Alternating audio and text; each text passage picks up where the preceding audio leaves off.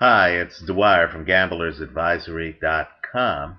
Visit us, vote in our polls. Let's get right to it.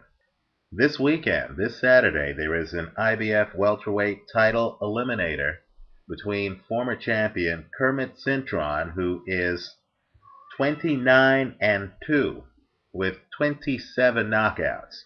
And he's going up against Lovemore Endu. You remember him. He recently fought 2 fights against Paulie Malignaggi.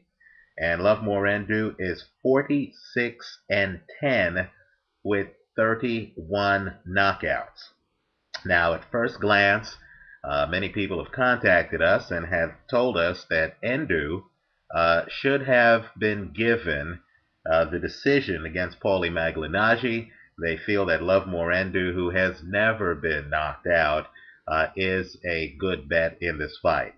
We disagree, and we are picking to not only win this fight, but to possibly win it by knockout in such a manner that he might be able to cover the 9.5 point under on the over-under. We're picking Kermit Cintron. Understand, this fight is an optical illusion. Kermit Cintron has only lost to one man in his career, and that one man is the great Antonio Margarito. Granted, both of those losses were devastating, but understand that Kermit Cintron is a natural welterweight. He is the bigger man in this fight. He's 5'11" to Lovemore Endu's 5'8". And of course, Lovemore Endu has spent most of his career not at welter, but at junior welter. In fact, think about it. If his biggest fights were against Paulie Malignaggi, then ask yourself why Paulie Malignaggi's next fight is against the smaller Ricky Hatton, whereas Lovemore Endu is taking on one of the biggest hitters in all of boxing at 147.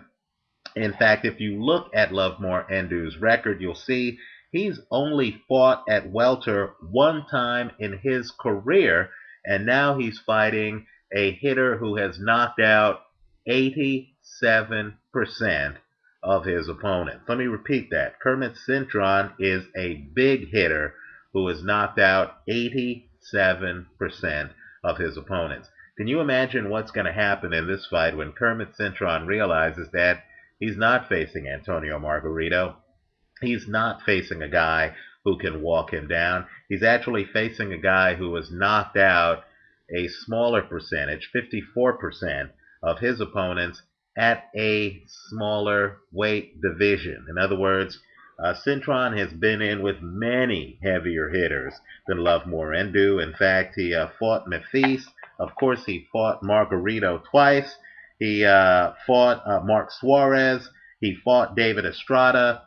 These guys hit harder than Lovemore Endu, and quite frankly, while the minus 270 for Cintron might be a bit rich, if you split your bet and put half on the minus 270 for Cintron and put the other half on the plus 160 under at 9.5 rounds, we believe you might be covered in this bet. I think that Cintron is going to come out. He's going to be very aggressive.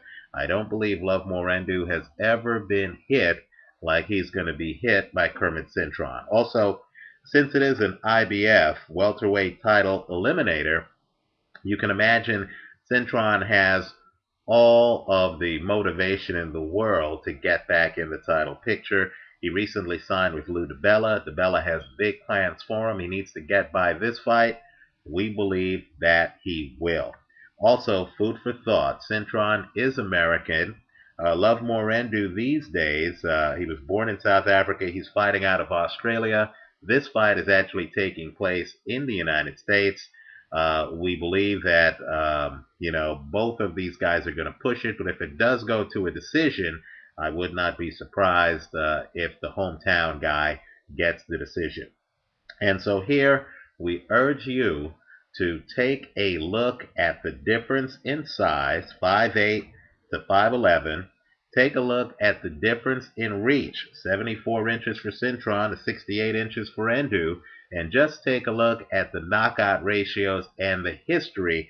You will see that in this matchup, it's actually a mismatch. Kermit Cintron should be able to take out Lovemore Endu. One other point, too.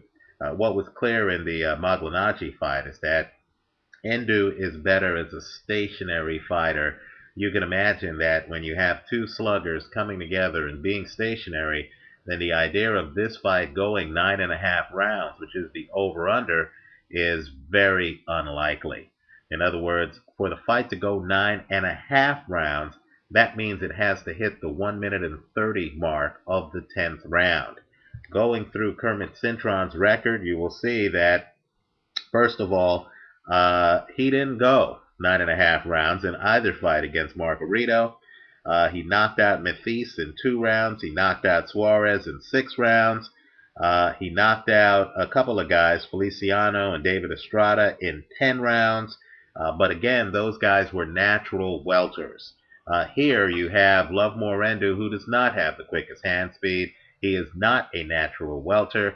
We believe somewhere during this fight, he's going to get discouraged. He's going to realize that he doesn't match up well with Kermit Cintron. Let's also point out one other fact. Kermit Cintron split with Emanuel Stewart, who used to be his trainer. That might actually be a positive for a heavy hitter like this. Emanuel Stewart is a guy who gives a fighter a lot to think about during a fight. For some fighters, that makes them a little bit confused. It's information overload. So Jermaine Taylor has gone back to his original trainer. We believe a hitter like Kermit Cintron, who was undefeated when Emanuel Stewart became his trainer, if he gets back to basics and just worries about, throwing his knockout punch and not really worrying too much about the intricacies of the sport, he might actually be better off, particularly against smaller guys like this. We're taking Cintron in this fight. We hope you split your bet, half on Cintron to win, the other half on the under on the card.